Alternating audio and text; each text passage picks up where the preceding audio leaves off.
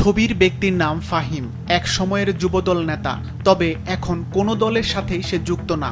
তার ভয়ে তটস্থ হয়ে থাকে যাত্রাবাড়ির বাস মালিক ও শ্রমিকরা। বাস ঢুকতে ও বের হতে তাকে দিতে হয় চাঁদা। আমাদের প্রায় 50-60টা গাড়ি প্রতিদিন আমাদের 30,000 টাকার মতো সে নিতেছে। তারপরে নতুন করে আমাদের যে ইস্টার্ন পুলিশ বক্সের ওই সাইডে আমাদের গাড়ি বেশি, ওইদিকে আমরা প্রশাসনের সাথে কথা বলে ওইদিকে গাড়ি প্লেস করছি। সেই গাড়ি প্লেস করার পরিপ্রেক্ষিতে সে প্রতিদিন প্রতি গাড়ি প্রতি আবার 100-200 করে আলাদা টাকা নিতেছে।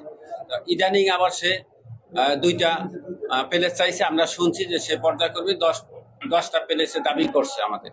তো এইটা আমাদের মালিক সমিতির পক্ষে, মালিকদের পক্ষে দেওয়া সম্ভব না, কারণ আমাদের প্রায় 200 গাড়ি, আমাদের 70-80টা গাড়ি চলে আর বাদ বাকি গাড়ি বসা থাকে। সে ব্যাপক হারে চাঁদা দাবি করছে। তো এর পরের দিন গাড়ি আরো 2টা গাড়ি গ্লাস ভাঙছে, শ্রমিক মারধর করছে। আজকেও শ্রমিক মার্কশিটে পূর্বে আমরা এটা প্রশাসনের দৃষ্টি আকর্ষণ করছি। ফ্রেমের ঠিকানায়, শরীয়তপুর পরিবহন ঠিকানায়, হ্যাপির ঠিকানায়, গোসাইতে সবগুলোর ঠিকানায়।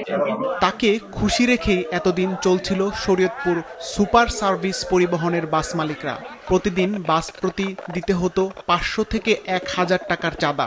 কিন্তু এখন তার চাহিদা 5 কোটি টাকা, না হলে ঢুকবে না কোনো গাড়ি। দীর্ঘ সময় আমাদের পরিবহনে চাঁদাবাজি হচ্ছে, তো সেটা আমরা আসলে সহনশীল একটা অবস্থায় ছিল।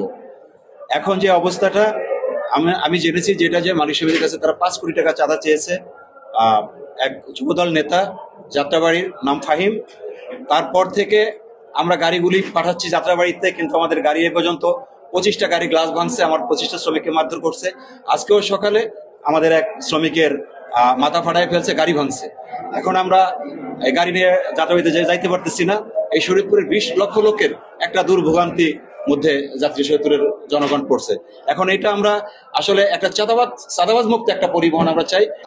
বাস মালিকরা জানান, যাত্রাবাড়িতে তাদের বাস প্রবেশ করায় এ পর্যন্ত 25টি বাস ভাঙচুর ও শ্রমিকদের নির্যাতন করা হয়েছে। আমার খেতে জায়গা গাড়ি খাইলে যাবি, আমার গাড়ি কেউ খুলি নাই, আমার টাইম সেটা উঠলো না বাড়ি মাস আমার বুঝলেন, আমাকে খুলি না। যাত্রাবাড়িতে আমাদের গাড়ি সুপার সার্ভিস প্লেস করতে দেয় না।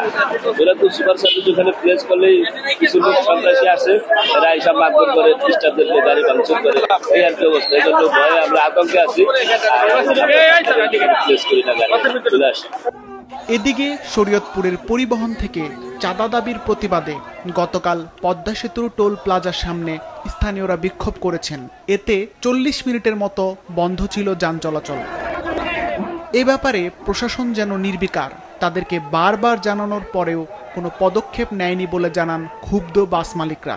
শরীয়তপুর জেলা প্রশাসনের কাছে আমরা স্মারকলিপি দিয়েছি, আমরা এসপি সাহেবকে বলেছি, ঢাকাতে র্যাব ক্যাম্পে আমরা বলেছি, আর্মি ক্যাম্পে আমরা বলেছি, যাত্রাবাড়ি থানায় বলেছি। যত কয় থানাটা ওভারটেক করে আমাদের যত কয়টা জায়গা ওভারটেক করে আমাদের গাড়ি যায়, প্রত্যেকটা থানাকে আমরা ইনফরমেশন করেছি যে এই ঘটনা ঘটতেছে। এটা বিএনপির হাইকমান্ডকে আমরা জানাইছি, নবীউল্লাহ নবী সাহেবকে জানানো হয়েছে, আরো অন্যান্য নেতৃবৃন্দকে জানানো হয়েছে, এবং আমরা যাদের কাছে এই কথাগুলো বলছি তারা কোনো ব্যবস্থা নেয় নাই।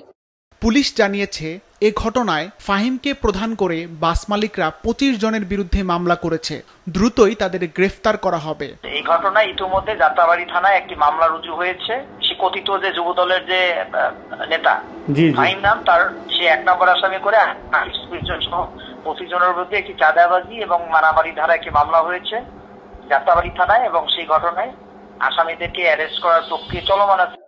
ভয়ে মালিকরা বাস প্রায় বন্ধ করে দেওয়ায় ভোগান্তিতে পড়েছেন যাত্রীরাও। তারা দ্রুত সমস্যার সমাধান চান। সিফাত রহমান, মাছরাঙা নিউজ ডেস্ক।